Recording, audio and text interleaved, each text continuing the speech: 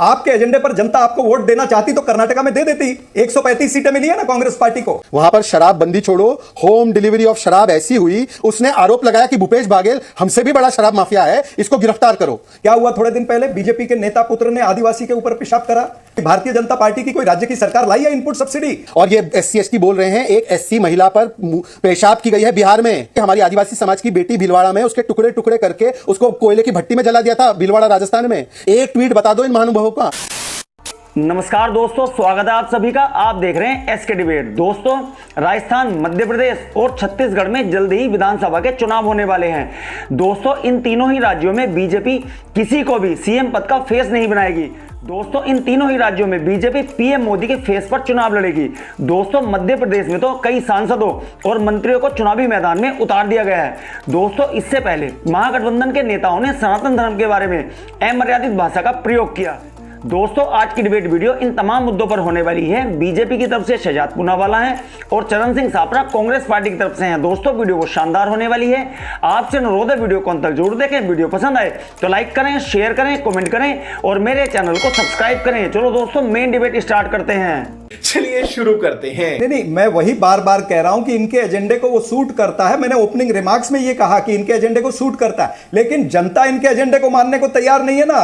कर्नाटक और हिमाचल में भी यही एजेंडा चला था ना। धर्म का एजेंडा चला था, पाकिस्तान का एजेंडा चला था। नरेंद्र मोदी जी ने खुद के चेहरे पर वोट मांगा था। यानी हिमाचल और कर्नाटक अगर हारे हैं तो नरेंद्र मोदी जी की वजह से ये हारे हैं। उनका चेहरा वहां पर भी नहीं चला, मोदी कार्ड वहां पर भी नहीं चला है। तो ये तमाम सारी चीजें भारतीय जनता पार्टी देख रही है। और जो जिस गोबर घोटाले की ये बात कर रहे हैं, कमाल की बात है, जिस राज्य में गोधन वो स्कीम चली है जिसमें गोबर को भी खरीदा जा रहा है, जिसमें गौमूत्र को खरीदा जा रहा है, और इसके लिए केंद्र के अंदर छत्तीसगढ़ की सरकार को पुरस्कार भी मिला है, उसका सत्कार किया गया है और ये उसकी आलोचना करते हैं। यानी आपको एक तो काम करना नहीं है और दूसरे को करने नहीं देना है। आज जनता ये सारी चीजें देख रही है ना।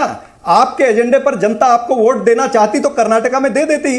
135 सीटें मिली है ना कांग्रेस पार्टी को। आपके एजेंडे पर अगर वोट देनी होती तो हिमाचल में दे देती जनता, आपको नहीं दी जनता ने आपको।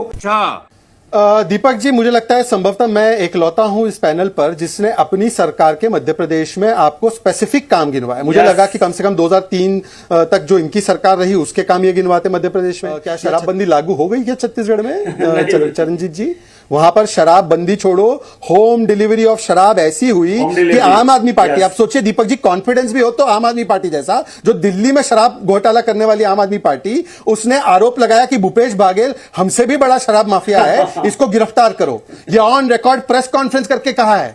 अब बताइए क्या बोला जाए इनके बारे में। ये इनके गठबंधन के साथी हैं, एक दूसरे के ऊपर शराब घोटाले के आरोप खुद ही लगाते हैं। हमें काहे ढकेलते हो बीच में?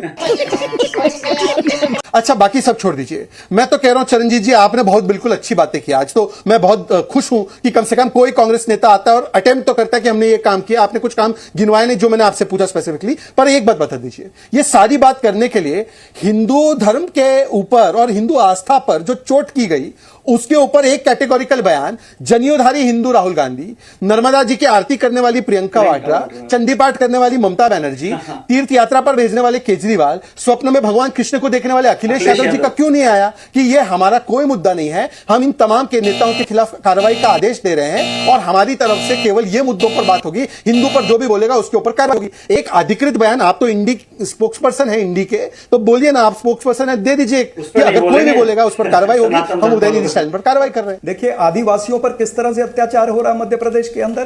क्या हुआ थोड़े दिन पहले, बीजेपी के नेता पुत्र ने आदिवासी के ऊपर पेशाब करा।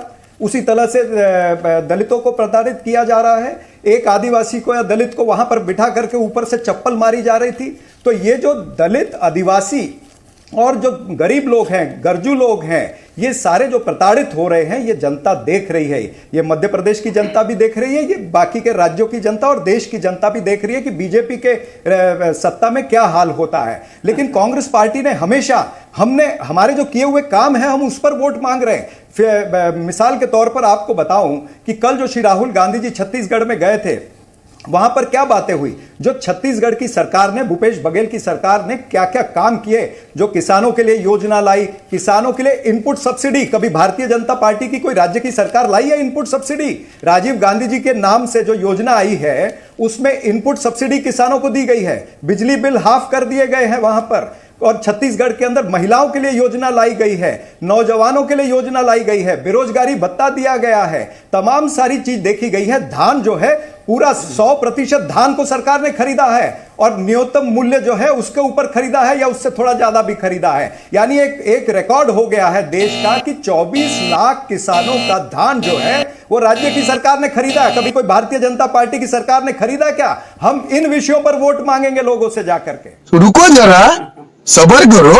अभी उन्होंने SC/ST से शुरुआत की। SC/ST इसी छत्तीसगढ़ में, दीपक जी आपको और मैंने डिबेट की थी कि किस प्रकार से नग्न अवस्था में युवा छत्तीसगढ़ के SC/ST समाज के सड़कों पर दौड़ रहे थे। ये इसी भूपेश बघेल की सरकार में थे। और ये SC/ST बोल रहे हैं एक SC महिला पर पेशाब की गई है बिहार में। एक स्टेटमेंट बता दो राहुल गांधी एंड कंपनी का, ST समाज की, हमारी आदिवासी समाज की बेटी भीलवाड़ा में उसके टुकड़े टुकड़े करके उसको कोयले की भट्टी में जला दिया था, भीलवाड़ा राजस्थान में। एक ट्वीट बता दो इन महानुभावों का।